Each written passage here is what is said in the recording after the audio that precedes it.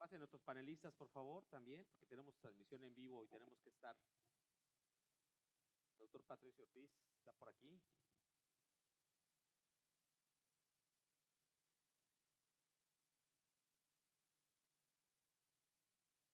Por favor, siéntense, ahorita ya vamos a empezar. Ahí viene ya el doctor Patricio Ortiz.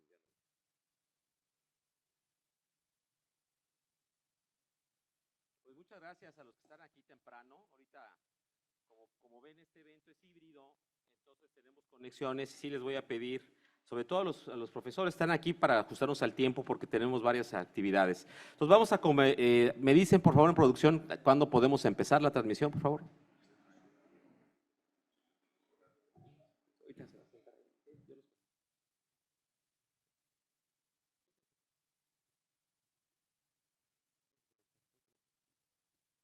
Bueno, me avisan, producción.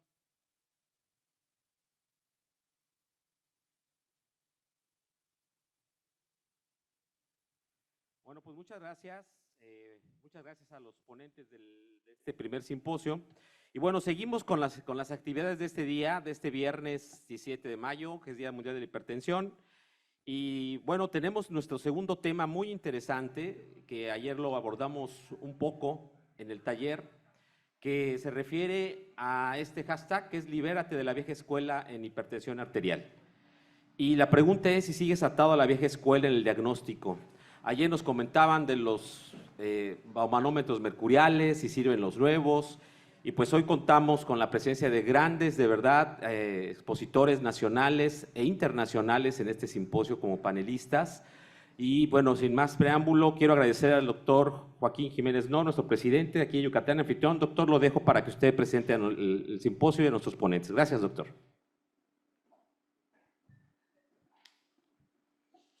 Buenos días, colegas. El primer ponente es el doctor Humberto Álvarez López. Él es un cardiólogo clínico dedicado al estudio y tratamiento de enfermedades del corazón y los vasos sanguíneos, posgraduado en el Hospital de Cardiología del Centro Médico Nacional Siglo XXI y es uno de los miembros fundadores de este grupo de expertos en hipertensión arterial sistémica, GRETA, México. Si gusta usted pasar.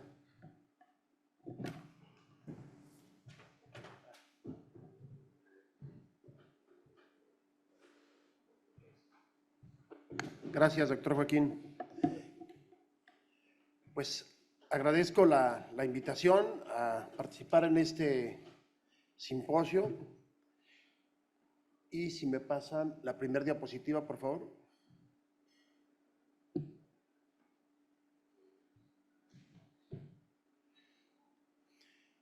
Bien, mi tema está enfocado al uso de la tecnología y la inteligencia artificial en la hipertensión arterial y fibrilación auricular.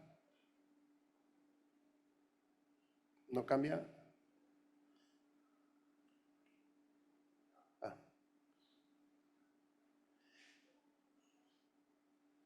Bien, la medición de la presión arterial cambiará más en los próximos 5 años que en los últimos 100 y es algo que se está pronosticando. Tenemos en el mundo aproximadamente 1.280 millones de personas que tienen hipertensión, de los cuales 80%, si pudieran quitar el video que se ve en la tele aquí porque no permite que se vea, 1.280 millones de personas en el mundo tienen hipertensión, de los cuales el problema es que hasta el 80% de los pacientes con hipertensión en los diferentes países del mundo no están bien controlados y además hasta 50% de los pacientes hipertensos no tienen adherencia a su tratamiento después de 1 año de iniciado.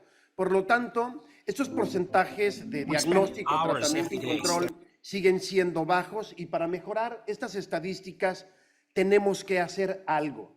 Y es esencial en este algo reconsiderar la medición de la presión arterial, optimizar los métodos de tratamiento, monitoreo y control mediante el uso de la tecnología y la inteligencia artificial. Y para eso quizás una buena opción será empezar a implementar políticas de salud 4.0, lo cual representa una nueva era en la atención médica que busca aprovechar justamente la tecnología para mejorar la calidad de vida de los pacientes y eficientar los sistemas de atención médica. ¿Cuáles son los componentes de la salud 4.0? Como todos lo sabemos y usamos a diario en muchas de las situaciones de nuestra vida cotidiana, el Internet de las cosas, la inteligencia artificial, todo lo que es Big Data y analítica, telemedicina, realidad aumentada y realidad virtual, y también todo lo que es el blockchain.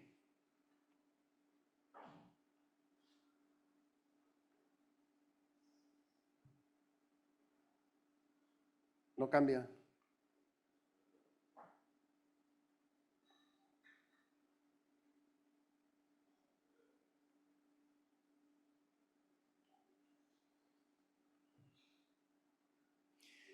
Tenemos que hasta 60% de las interacciones en el futuro van a ser digitales para todos los pacientes de acuerdo a lo que se pronostica. Y esta ha sido la evolución de la medición de la presión arterial, algo que todos sabemos desde 1733 con aquella yegua y la columna, cómo subía la columna de sangre, hasta ahora los nuevos dispositivos digitales que tenemos, y ha sido las diferentes etapas en las que ha ido evolucionando esta medición de la presión arterial. Pero esto todavía va a evolucionar más, y ya tenemos ahora dispositivos portátiles que los pacientes ya están utilizando, que ya están a la venta y que no necesariamente todavía están validados, pero que se pronostica que en un futuro van a evolucionar de manera considerable la medición de la presión arterial, como son los relojes o smartwatch, algunas pulseras, anillos, el monitoreo continuo de la presión arterial, y también lo que sería las imágenes transdérmicas ópticas, con las cuales con el propio cámara del celular se va a poder medir la presión arterial en la cara. Entonces, estos dispositivos de medición de presión arterial, como relojes, pulseras o anillos, o aquellos con inteligencia artificial, es importante decir que aún no están validados, por lo que es necesario esperar a que esto ocurra antes de recomendar su uso. Están publicándose diferentes artículos sobre esto, como esta que está en Blood Pressure, sobre la medición de la presión sanguínea basada en video, ¿sí?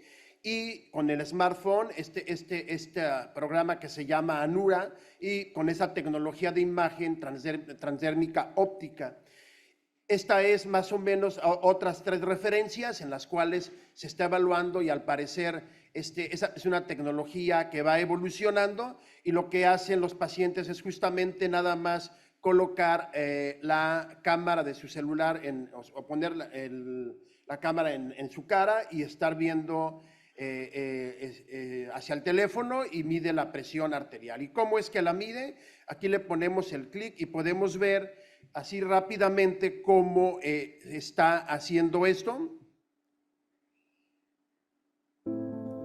We spend hours every day staring at our phones. But what if your phone could inform you about your health, just like having a physical, except in 30 seconds?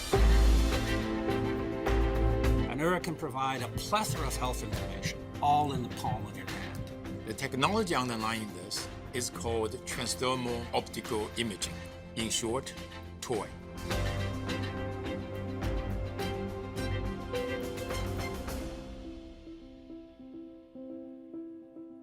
Anura provides awareness, allowing you to take action in seeing a doctor. At Neurologics, our goal is to use effective AI to improve the lives of people everywhere.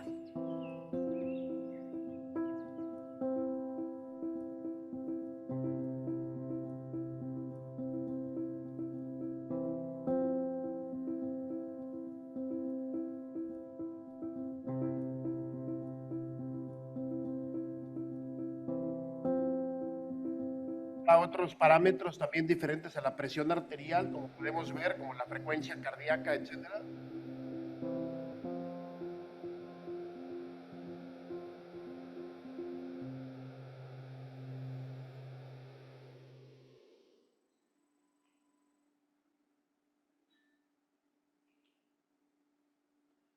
Bien, entonces están estos dispositivos, pero también cada vez se están pensando también en poder utilizar modelos de la inteligencia artificial para el control óptimo de la presión arterial y poderlo individualizar. Tenemos que algunos modelos de inteligencia artificial van a poder permitir perfilar el tratamiento oportuno para cada paciente, sobre todo cuando no se tiene, el médico que está muy bien capacitado para tratar pacientes hipertensos quizás no necesitará tanto la inteligencia artificial, pero la idea es masificar y que sea más fácil y tener herramientas para poder controlar más a nuestros pacientes. También el uso de la telemedicina, en la cual hemos participado en Greta, y que también algunas encuestas que se hizo a nivel Latinoamérica, si los médicos estaban dispuestos a utilizar la telemedicina como una herramienta justamente para el tratamiento de la hipertensión. Vemos, aquí participamos 7 países, entre los cuales está México, 1,753. México participó con el 24% de los médicos, y pues veamos, estos son los resultados. Hasta 62% de los médicos están interesados en recibir entrenamiento para ejercer la telemedicina y también poder utilizar el telemonitoreo. El 48.9% tuvo un gran interés en adoptar el telemonitoreo y 43.6%, este dato es interesante, ya realiza telemonitoreo de los pacientes con hipertensión arterial.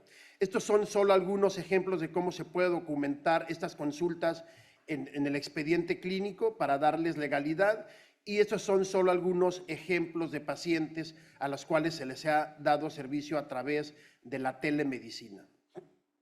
Estos son algunos de, esto aparece en un posicionamiento que publica Stefano Omboni en la revista de Hypertension, y vemos cómo el uso de la telemedicina puede mejorar de manera significativa el control de los pacientes hipertensos, así como lograr mayores reducciones de la presión arterial, entre otros. Esta ha sido la evolución del sistema de monitoreo y control de la hipertensión. Vamos migrando de la medición de la presión arterial en el consultorio, después al monitoreo domiciliario de la presión arterial, después al monitoreo remoto de la presión arterial, y pues en un futuro tendremos nuevos dispositivos de medición, mayor cantidad de apps móviles, monitoreo continuo de la presión arterial, inteligencia artificial, intervencionismo y nuevos fármacos. La situación aquí es que la hipertensión arterial también frecuentemente se asocia con la fibrilación auricular y tiene una relación fisiopatológica interesante, ya que ambas entidades pueden ocurrir en el mismo paciente. Y pues como todos sabemos, este es los electros típicos de un paciente con ritmo sinusal en la parte de arriba y un paciente con fibrilación auricular. Digamos que es una arritmia relativamente fácil de diagnosticar, pero a veces difícil de encontrar, porque a veces los pacientes hacen fibrilación auricular paroxística en episodios muy cortos, y frecuentemente los pacientes siempre los vemos en ritmo sinusal cuando en realidad están haciendo fibrilación auricular subclínica o no diagnosticada. Tenemos que es una arritmia pues muy frecuente. Tenemos que hasta 33.5 millones de las personas en el mundo pueden tener fibrilación auricular. Esta arritmia incrementa hasta 5 veces el riesgo de enfermedad vascular cerebral y sus costos pues son significativos. En el estudio Garfield AF, hasta 73.5% de los pacientes que tenían fibrilación auricular eran además hipertensos. Entonces, imagínense, 2/3 partes de los pacientes con fibrilación auricular tienen además hipertensión arterial. El gran problema entonces con la fibrilación auricular es que frecuentemente está subdiagnosticada y se está cada vez implementando o buscar nuevos dispositivos para poder diagnosticar a la mayor cantidad de pacientes, debido a que muchas veces el primer síntoma o signo que tiene un paciente ya es el EBC, y es ahí cuando empezamos a buscar la fibrilación auricular, cuando en realidad deberíamos estarlo haciendo desde antes. Desde hace muchos años se han lanzado campañas de cómo detectar la fibrilación auricular, y una idea es que incluso los pacientes pudieran checarse solamente el pulso, y si notan un pulso irregular, acudan con el médico y se pueda hacer un diagnóstico temprano de fibrilación auricular mediante la toma de un electrocardiograma.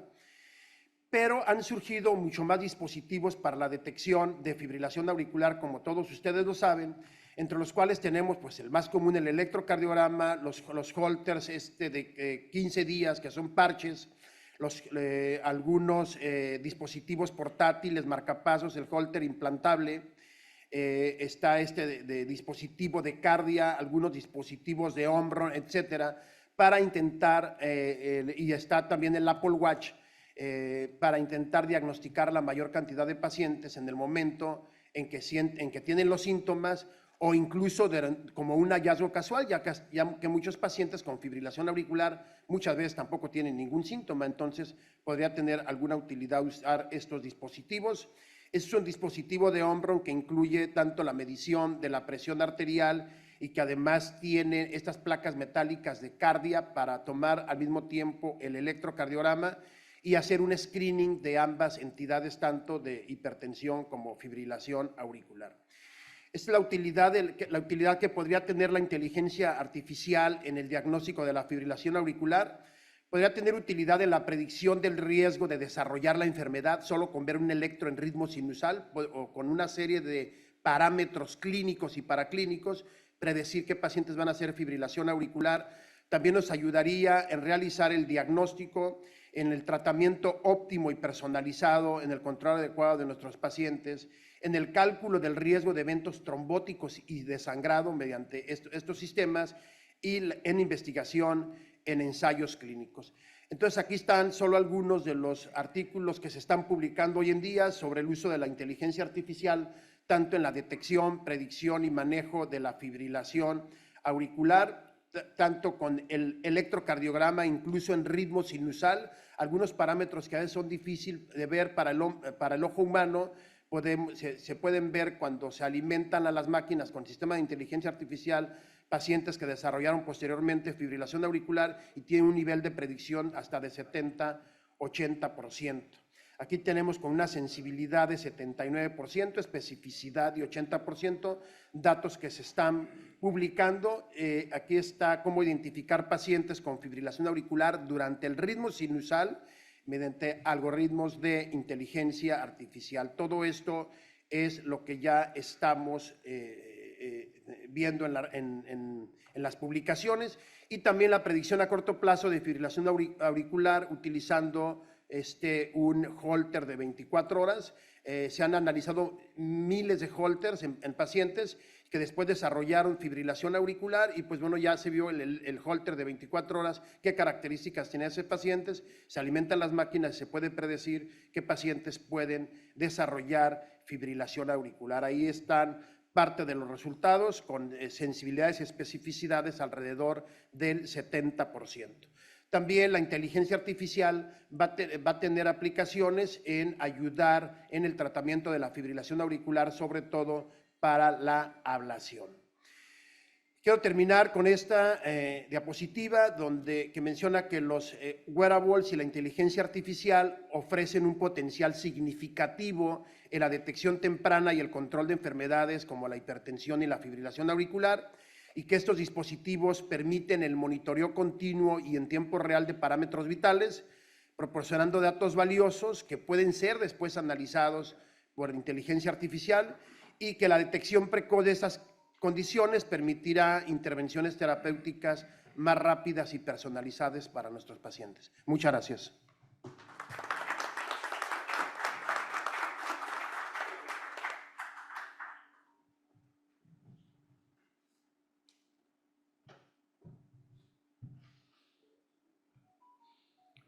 Nuestro segundo ponente es el doctor Ernesto Cardona Muñoz. Él va a abordar el tema oportunidades perdidas en la atención del paciente cardiológico con hipertensión arterial. Ayúdate de la tecnología. Él es profesor docente titular del Departamento de Fisiología, de Terapéutica Experimental y Clínica del Centro Universitario de Ciencias de la Salud de la Universidad de Guadalajara. pertenece a múltiples asociaciones locales e internacionales. Siempre se ha movido en la línea de investigación sobre hipertensión arterial y aterogénesis y es profesor de los cursos de farmacología médica y trabajo de investigación de posgrado en la Universidad de Guadalajara. Solicitamos su presencia.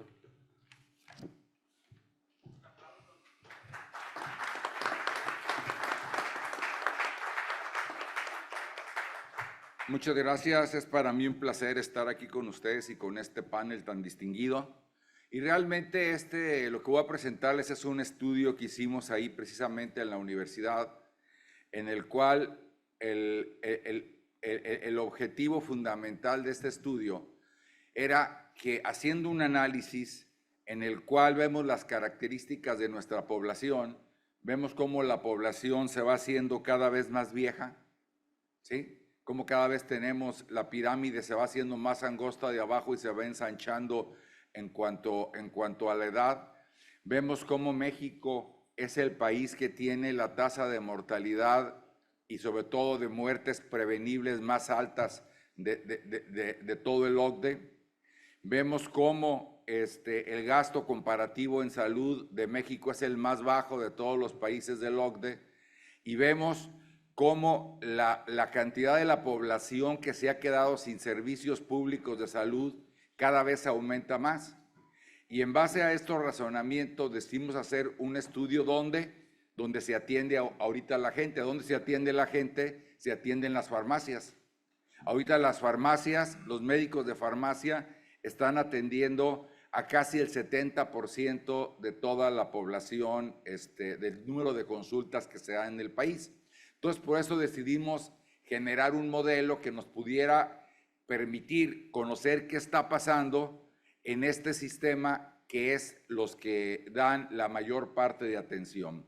Este reporte publicado en 2023 por el INEGI, lo que nos dice es que la hipertensión arterial, la diabetes, las enfermedades cardíacas, etcétera, siguen siendo la primer causa de muerte.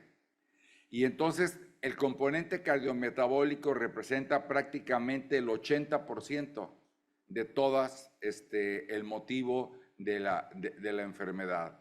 Y tal como lo hemos visto en todas las pláticas previas, pues aproximadamente 1 de cada 3 pacientes adultos tiene hipertensión, pero sabemos que hay otro porcentaje que no sabe y sabemos que de los que saben y están tratados nomás la tercera parte y de los que están tratados nomás la tercera parte están controlados y eso nos da alrededor de un 11% real del total de la población hipertensa que realmente la tenemos en meta.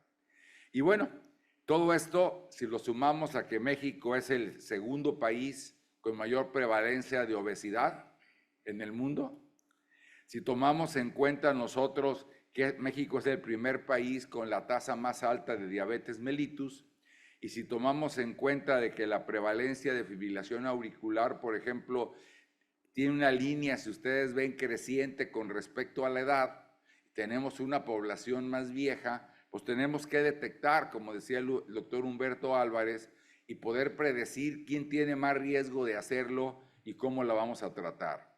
Aquí vemos cómo la fibrilación auricular es casi 4 veces más, más frecuente, por ejemplo, en los pacientes con cardiopatía isquémica, con insuficiencia cardíaca, con hipertensión arterial, con enfermedad coronaria. Entonces, pudiéramos estar partiendo de esos principios, hacer detección temprana de trombos a nivel cardíaco para evitar los embolismos y obviamente utilizar la tecnología para poder detectar esto. Este tipo de equipos, como lo presentó el doctor Humberto, nos permite hacer la detección oportuna y poder ver en 30 segundos, ¿sí? Hacer la detección como lo vamos a ver. Y poder detectar trazos de corriditas de taquicardia supraventricular. Y en base a esto se hizo ese estudio piloto que se denominó un nuevo modelo de atención para el paciente cardiometabólico en el primer nivel de atención en consultorios de farmacia. ¿A qué se refería con lo de nuevo modelo? En realidad, de nuevo no tiene nada, ¿no? Ahí estamos las personas que participamos tanto del Instituto de Terapéutica de la Universidad de Guadalajara como de las farmacias familiares, que fue la cadena que participó, farmacias independientes, hubo algunos consultorios de medicina familiar y hubo unos consultorios del sector público que participaron también. El objetivo era identificar la tasa de pacientes con enfermedad cardiometabólica que no se atienden al acudir a la consulta médica por cualquier otra causa distinta a la cardiometabólica. O sea, ¿cuál fue el criterio de inclusión? Cualquier paciente que fuera a consulta que no fuera cardiometabólica. El paciente iba porque tenía diarrea, porque le dolía la cabeza, porque le salió un grano, porque, etcétera, ¿no? Porque tenía tos. Y entonces, estos pacientes, ¿qué fue lo que se les hizo? Se les proporcionó un kit de tamizaje que era una balanza que permite hacer análisis corporal para ver el grado de adiposidad, sacar índice de masa corporal. Se les proporcionó un equipo para medición de glucosa y se le proporcionó a cada consultorio también un equipo para medición de colesterol. Obviamente eran mediante una gotita de sangre, ¿no? No se hacía el examen, obviamente, en sangre central. Y se les proporcionó un equipo, que es el de Omron, que está ahí, con el cual el paciente se tomaba la presión arterial y el trazo de electro en forma simultánea. Obviamente, para esto, este es un diseño que hizo la universidad y recibimos el apoyo de Omron con los equipos de la balanza y el equipo de toma de presión, y nos apoyó el laboratorio de Roche con los glucómetros y el equipo para la medición del colesterol, ¿no? Entonces, esta fue la hoja de captura de datos y lo interesante que salió fue esto. Cuando vimos las características demográficas, en total incluimos 1,000 pacientes, de los cuales 888 tuvieron los datos completos para poder ser analizados. Vemos cómo la mayor parte de población estaba entre los 49 y los 59 años y cómo casi el 80% de la población era mayor de 40 años. Cuando vimos cuál era la composición corporal, pues vemos que aproximadamente el 70% tenía sobrepeso y obesidad, que es lo que está reportado por las autoridades de salud más o menos en México. 34% eran obesos, y si sumamos los que tenían obesidad mórbida, que era el 4%, pues tenemos casi un 38-39% de pacientes con obesidad, ¿no? Arriba de los 18 años. Cuando vemos la distribución por valores de presión arterial, vemos como el 41% de todos los pacientes tenían la presión alta y el 59% tenía la presión normal. El que tuvieran la presión normal, pudieran ser que fueran hipertensos bien controlados o pacientes que no fueran hipertensos, ¿no? Y luego, de los pacientes que tenían la presión anormal, el 63% ya se sabían que eran hipertensos y un 37% no se conocían hipertensos. Y obviamente no habían ido a consulta por ese motivo, ¿no? Luego, de los que se sabían hipertensos, el 62% estaban fuera de meta. O sea, ¿qué quiere decir esto? Que 2 de cada 3 pacientes, a pesar de saberse hipertensos y a pesar de tomar medicina, no estaban en meta. Y los que estaban en meta, pues era el 33%.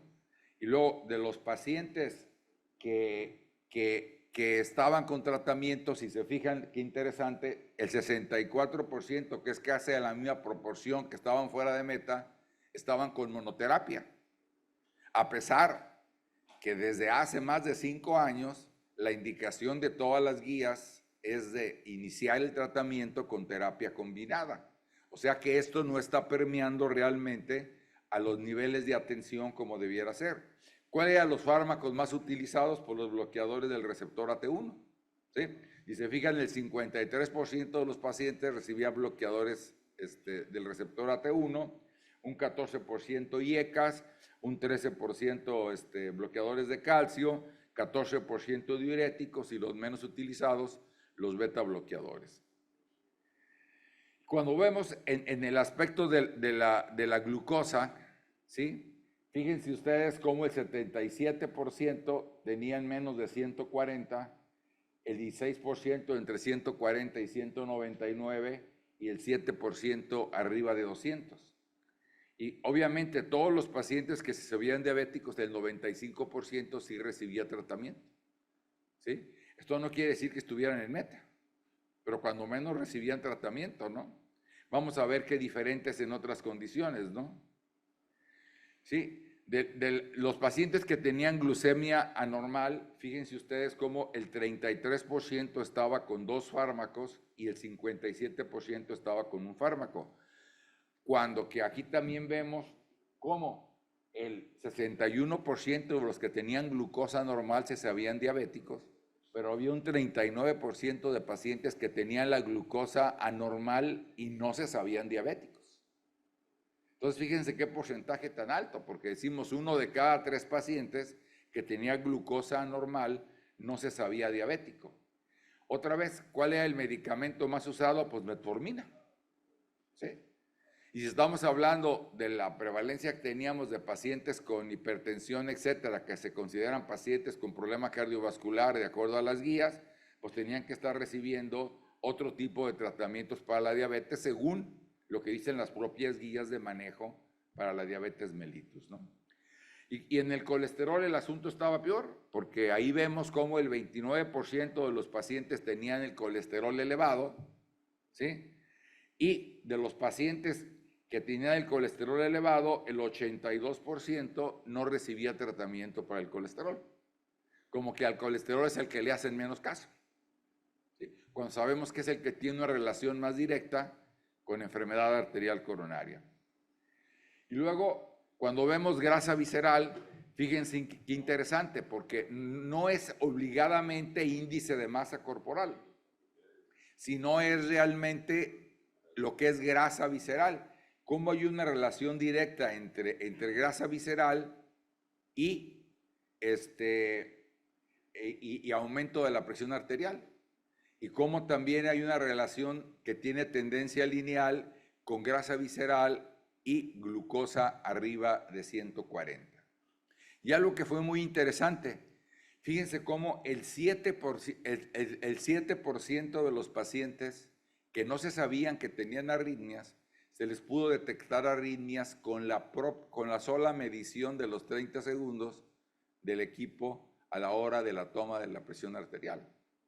Entonces, esto es algo realmente impresionante porque decimos, a ver, 7% que puede sonar poco, en esta pequeña muestra vemos cómo fueron 70 pacientes que se conocieron portadores de arritmias y que no sabían que tenían arritmias cardíacas. Si hacemos un flujograma de cómo estuvo el asunto, pues vemos cómo de los 888 pacientes, los que tenían presión arterial alta, cuántos no se sabían con hipertensión, de los que estaban con tratamiento, cuántos estaban fuera de meta, nos vamos por las líneas rojas, ¿no? Y de los que recibían tratamiento, cuántos estaban con monoterapia, igual en el aspecto de la glucemia, los que la tenían elevada, los que no se sabían diabéticos, los que estaban fuera de meta y los que recibían monoterapia. Cuando hacemos un análisis de estos datos, ¿sí?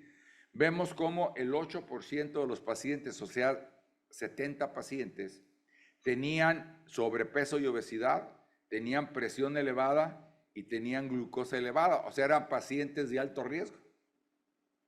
Entonces, y estos pacientes de alto riesgo hubieran pasado totalmente inadvertidos, porque normalmente si el paciente va por un grano, porque se torció el pie, porque tuvo diarrea, no se revisa ni se trata de ver cómo está el paciente en su condición metabólica. Muchas veces no se les toma ni la presión, ¿no? A ver, vienes por una roncha, pues enséñame la roncha, te voy a dar esto y te vas, ¿no?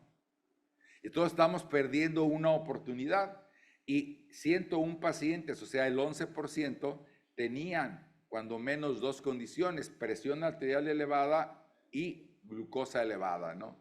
Entonces, fíjense qué importante es ver al paciente desde un contexto global, porque ¿a qué le llamamos oportunidad perdida? le llamamos oportunidad perdida a que más del 80% de los pacientes que tenían colesterol alto no sabían y no estaban tratados. De los pacientes con sobrepeso y obesidad era un 73%. Los pacientes que tenían colesterol alto no conocido era un 65%. Hipertensión arterial en monoterapia un 65%. Hipertensión arterial no controlada un 65%. Glucosa anormal no conocida casi un 40%. Hipertensión arterial no conocida casi un 40% y arritmias un 7%. O sea, todo esto que se conoció en una simple consulta en un consultorio de farmacia es una oportunidad perdida cuando no hacemos el enfoque integral de nuestros pacientes. Y cuando se hizo la encuesta de satisfacción para los pacientes, esta la contestaron 922, fíjense cómo entre excelente y muy buena, era el 96% de los pacientes, y cuando se les preguntó si estarían dispuestos a pagar por este servicio, el 95% de los pacientes dijo que sí, y nomás un 5% dijo que no. Y si recomendaría el servicio, fue el 99.6% de los pacientes. O sea que la gente sí quiere atenderse. Entonces, depende de la actitud de nosotros los médicos, ¿sí?, que realmente le demos la atención que el paciente se merece. Muchísimas gracias.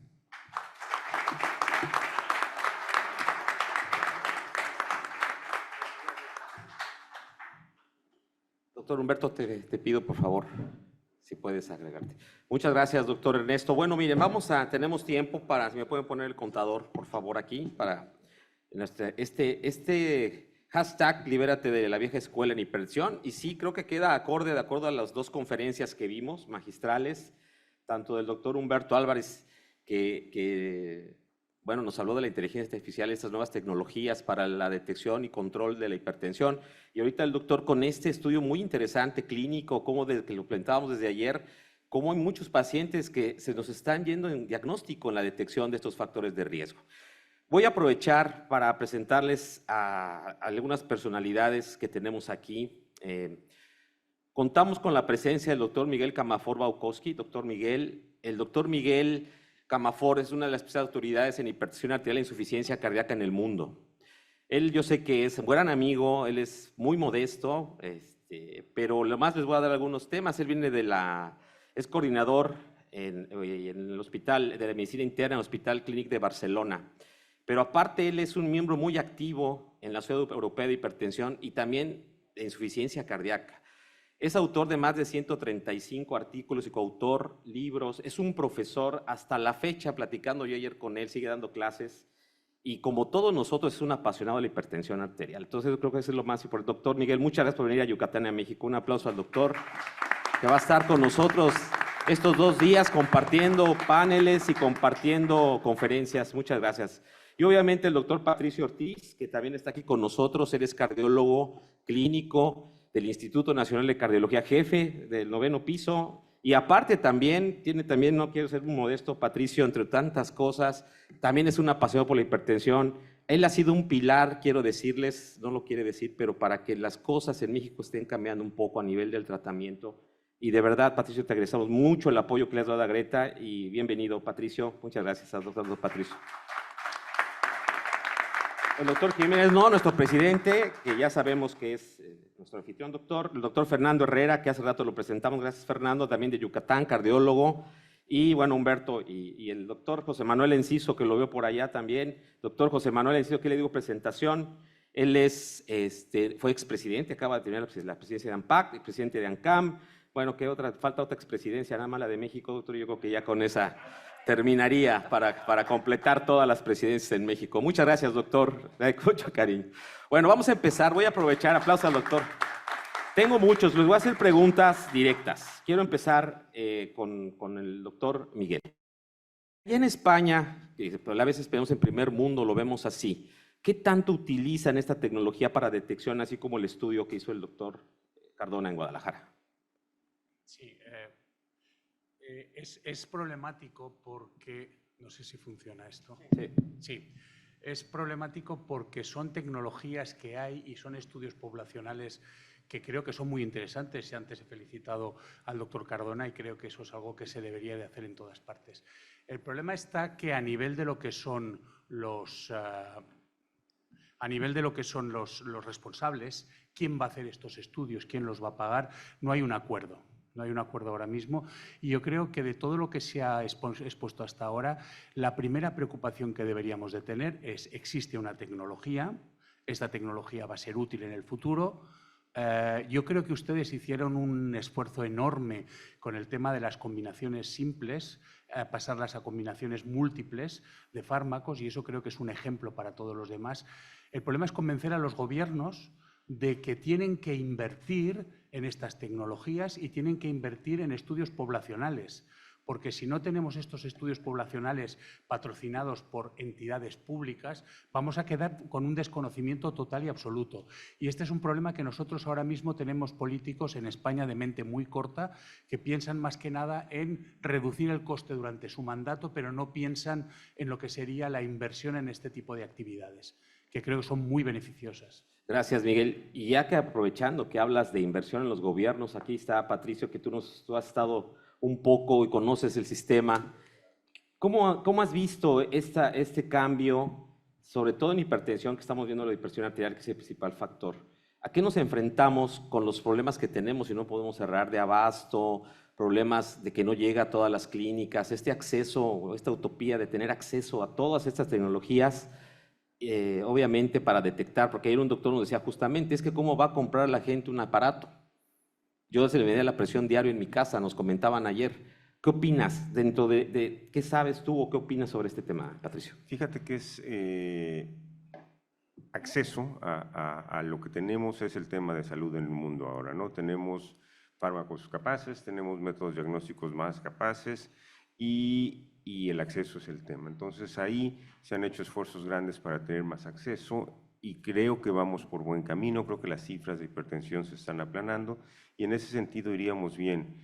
Yo me quedo, aprovecho el momento para decir, ¿qué estamos aprendiendo de esto, de las nuevas tecnologías, ¿no? Yo creo que vamos a tener enfermedades diferentes. O sea, esta hipertensión que vamos a diagnosticar ahora, esta diabetes con alguna mayor frecuencia que vamos a la fibrilación auricular, sobre todo. Imagínate el escenario ese en el que te pones un Apple Watch, haces FA y las guías dicen, oye, que para la FA intermitente hay que hacer ablación. ¿Quién paga eso? Es interesantísimo. Yo creo que estamos encontrando enfermedades nuevas en el sentido de que el impacto público va a ser diferente. El impacto, perdón, en complicaciones podría ser diferente a lo que conocemos hoy. Gracias. Y doctor Joaquín, yo sí quiero preguntarle a usted, a través de su experiencia, ¿qué opina de estas tecnologías en su consulta diaria, doctor? ¿Usted cómo las ve? Hay pacientes que llegan y dicen, doctor, pues que el reloj me despertó porque dice que tengo una arritmia, que mi corazón está muy lento.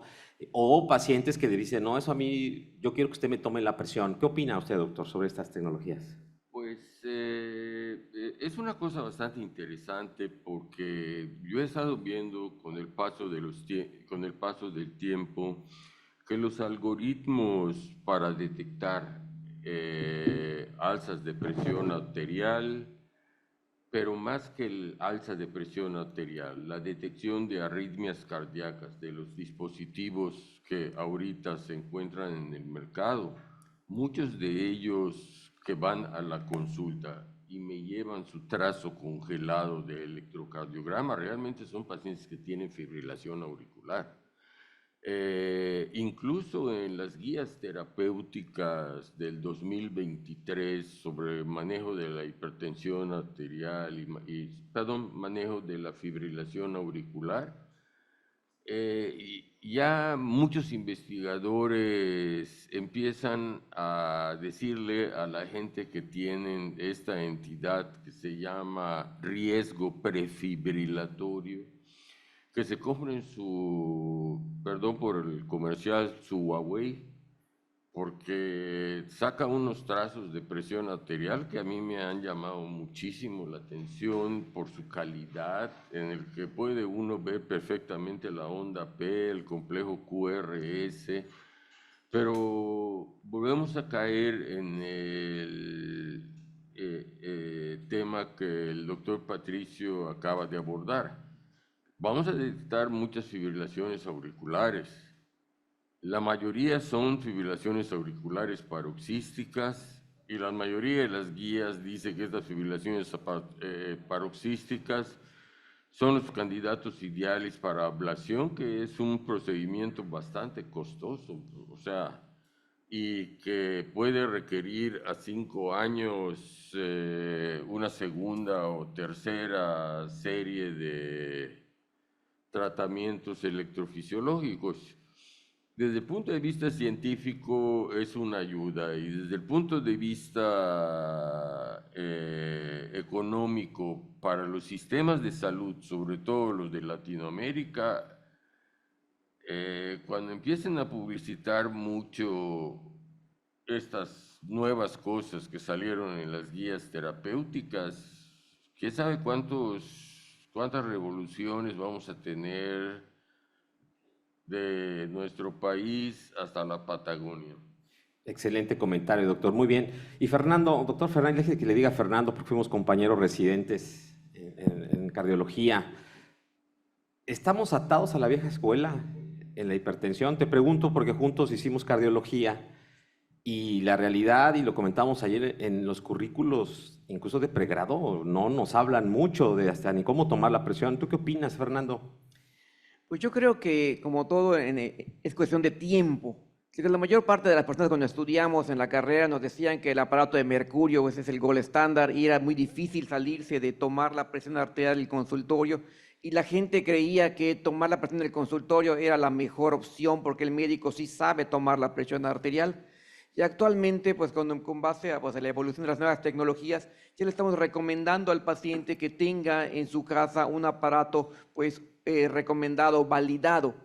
El que las nuevas tecnologías se vayan incluyendo, insertando en la práctica clínica y que el paciente pueda tener acceso a ellas es cuestión de tiempo, de que los clínicos podamos ir confiando más en estas tecnologías, en que podamos ver viendo que sí refleja, que si el paciente me trae un trazo de una arritmia o que si el paciente me trae un trazo de una bitácora de presión arterial, sí sea validada por un monitoreo ambulatorio de presión arterial, por los holters, etcétera, y podamos ir confiando en ellas y podamos ir, pues obviamente, pues invirtiendo también en tecnologías, porque también el médico también es poco probable que vaya invirtiendo. A veces el consultorio lo tenemos igual que siempre, como salimos, ¿no? Con el viejo electro, a veces tenemos de un canal, etcétera. Tenemos que ir invirtiendo y convenciendo a nuestros pacientes también que vayan confiando poco a poco e ir, pues obviamente, trazando y viendo la correlación que existe entre las nuevas tecnologías y lo que vamos hallando nosotros en el consultorio.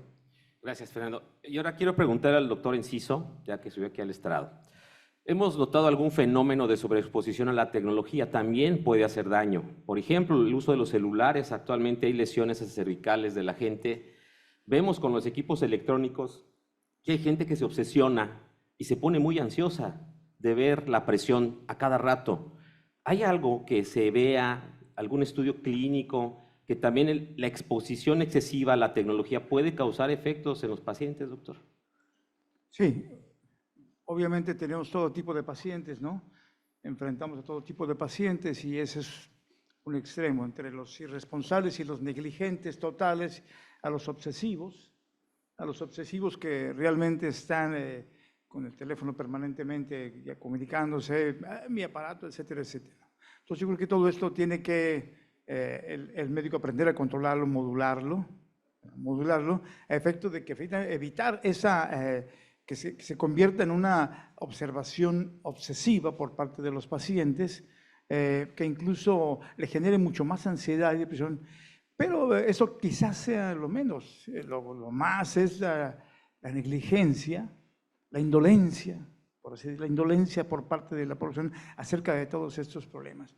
A mí me parece afortunado este simposio porque por un lado nos presenta los grandes avances en cuanto a con todos los grandes déficits en diagnóstico, control, detección, prevención en todos sus niveles, y por otro lado se contrasta con la realidad, con el estudio de Ernesto Cardona. Entonces, este simposio nos presenta estas dos realidades, ¿no? Por un lado, todas las potencialidades que existen y por otro lado la cruda realidad. La cruda realidad. Y precisamente la misión de Greta, uno de los objetivos es eso, acortar esa brecha. Acortar esa brecha. Creo que hoy en la tarde tenemos unos simposios sobre modelos de atención. Sí. Modelos de atención hoy por la tarde, que veremos, ¿no? ¿Cuáles son los problemas? Porque ese es uno de los objetivos de todos los que participamos en esto. Aquí hay mucha gente, líderes de opinión, gente que debe utilizar su fuerza, debe utilizar su liderazgo, su voz autorizada para realmente hacer los señalamientos necesarios a efecto de que acortemos esa brecha. ¿Cuánto le corresponde a los sistemas de salud? ¿Cuánto le corresponde a los pacientes? ¿Cuánto le corresponde a los médicos? Hoy precisamente también se va a hacer un pronunciamiento acerca de la inercia en los médicos. Entonces, muchas de las cosas que podemos trabajar rápidamente. Entonces, yo creo que fue muy afortunado contrastar todas las potencialidades y la cruda realidad. Patricio. El doctor Patricio quiere comentar algo. Adelante, Patricio. Fíjate que justo y con la plática de Ernesto trae a colación dos cosas en ese control de la presión arterial. El primero es, los hombres en edad productiva no van a la consulta. En el grupo van más mujeres a la consulta y los grupos de mayor riesgo no atienden la consulta. Entonces, en esa situación de la disponibilidad de tecnologías diferentes, podríamos buscar la posibilidad de que esos hombres se atiendan, ¿no? Entonces, eso es muy importante. Hablamos mucho de salud de las mujeres. El grupo de mayor riesgo, en los hombres en edad productiva, donde hay más años perdidos, lo tenemos fuera de la visión, ¿no? Fuera del radar. Entonces, esos, a lo mejor con ese tipo de tecnologías, con ese tipo de capacidades de poderlos monitorear a distancia, podríamos incluirlos y buscar tener un mejor control ahí. Y lo siguiente, que es un punto importante para impactar, es la falta de cultura del colesterol en nuestro país, ¿no? O sea, la gente no se checa el colesterol. Estoy seguro que muchos de esos que tenían colesterol alto, que no estaban tratados, tenían un fibrato, seguramente. Y pensamos que con eso podría ser suficiente, siendo que una de las maniobras más fáciles para control de riesgo coronario específicamente es una pastilla al día. Ahí no hay que darle mucha vuelta, con una pastilla al día disminuyes el riesgo impresionantemente. Entonces, y es el tercer punto al que quería ir, la mitad de los pacientes diagnosticados con hipertensión no se sienten hipertensos. Cuando haces estudios, eso lo hicimos en Baja California con la Secretaría de Salud, la encuesta de los usuarios, los pacientes no aceptan ser hipertensos y menos probablemente hipercolesterolémico. Alguna vez se me subió el colesterol, pero ya se me bajó, ¿no? Entonces tenemos que tratar, y es el lema del Día Mundial de la Salud de este año, la responsabilidad del paciente en la enfermedad. Entonces, si queremos llegar a ideales de control, hay que entender que la mitad de la responsabilidad es el paciente y la otra mitad del sistema de salud. Y aquí hablo del sistema de salud porque esas tecnologías nos permitirán en algún momento soñar en controlar la presión y el colesterol sin un doctor, porque no hay doctores suficientes para atender a la población. Muchas gracias. Miguel, ¿quieres comentar algo? Aquí está Miguel. Perfecto, gracias. Sí, me parece muy interesante el debate. Quería aportar una serie de cosas. Yo creo que hay algo que no tiene nada que ver con la inteligencia artificial ni con el desarrollo tecnológico, pero que es básico y fundamental. Los anglosajones lo llaman el health literacy, yo prefiero llamarle alfabetización en salud. Si no hacemos una buena alfabetización en salud, sería, y perdonen por la comparación ridícula, como si a mí mañana me regalaran un barco, un yate, cualquier tipo de cosas. Yo no soy patrón de embarcación, no sé cómo manejar ese dispositivo. Si yo tengo un dispositivo lector de presión arterial, pero no sé cuál es el significado. Nosotros, por ejemplo, hemos creado un QR que se le da al paciente para que él sepa cómo tiene que hacer la monitorización domiciliaria de la presión arterial, porque si no las cifras que te traen no son válidas. Y el segundo aspecto es, con respecto a los dispositivos, recuerden, nosotros publicamos hace poco en Hypertension Research un artículo con respecto al Samsung Smartwatch. Hay que calibrarlo cada 6 días, porque cada 6 días pierde su eficacia y tienes que volver a calibrarlo. ¿Por qué? Porque Samsung, por hablar de una compañía, lo mismo que Apple, lo que hacen básicamente es crear dispositivos para uso personal. No como, porque es muy caro crear un dispositivo médico.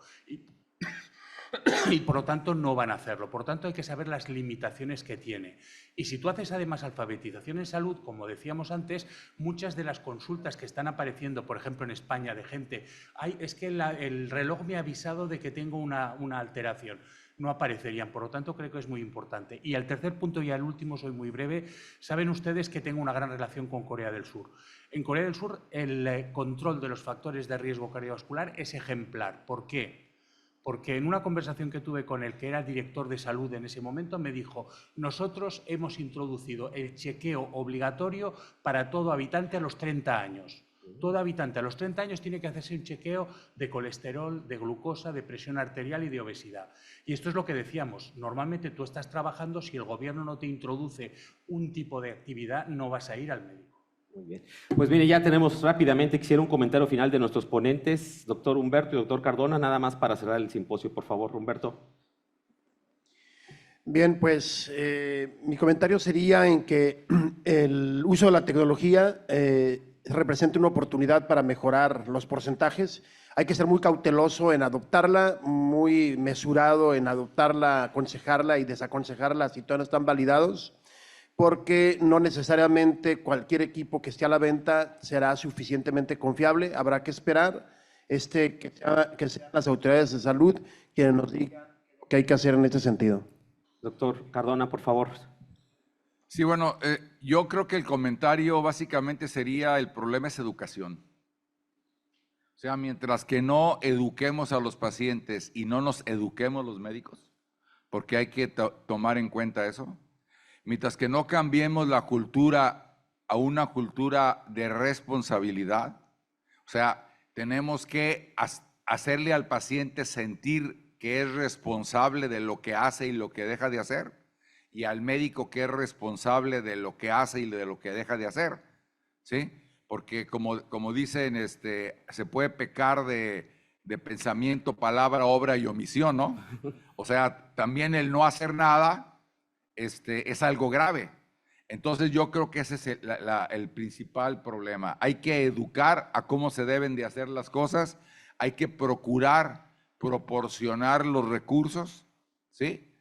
Y obviamente yo sé que es muy caro atenderlo, y yo sé que si hacen FA paroxística, a lo mejor no se les va a poder hacer ablación a todos, pero cuando menos se les puede dar medicamento, terapia farmacológica. Y con esto a lo mejor podemos evitar un número muy importante de eventos vasculares cerebrales, podemos evitar una cantidad muy importante de gasto, ¿sí? Por la atención de las complicaciones. ¿Cuánto me cuesta darle una pastilla para el colesterol y cuánto me cuesta hacer una angioplastía coronaria? ¿Cuánto me cuesta darle una medicina para la presión y cuánto me cuesta atender en hemodiálisis un paciente con daño renal, un paciente con insuficiencia cardíaca, un paciente con un evento vascular cerebral, ¿no? Entonces yo creo que estamos comprometidos con la educación. Muchas gracias. Y quiero aprovechar porque todavía tengo un minuto. Nosotros hicimos un estudio en ANCAM, con el doctor Enciso, era presidente de ANCAM, sobre el monitoreo domiciliario y MAPA, comparándolo con la toma de presión en consultorio. Y algo muy interesante es que el monitoreo en domicilio mejoró la adherencia al tratamiento de los pacientes. O sea, el paciente, al empoderarlo, también mejora la adherencia al tratamiento porque ve resultados. Incluso cuando ve que se le sube la presión, dice: no, mejor si me tomo la pastilla porque tenía razón el doctor. Pues quiero un aplauso grande para nuestros grandes expositores. Excelente simposio. Muchas gracias.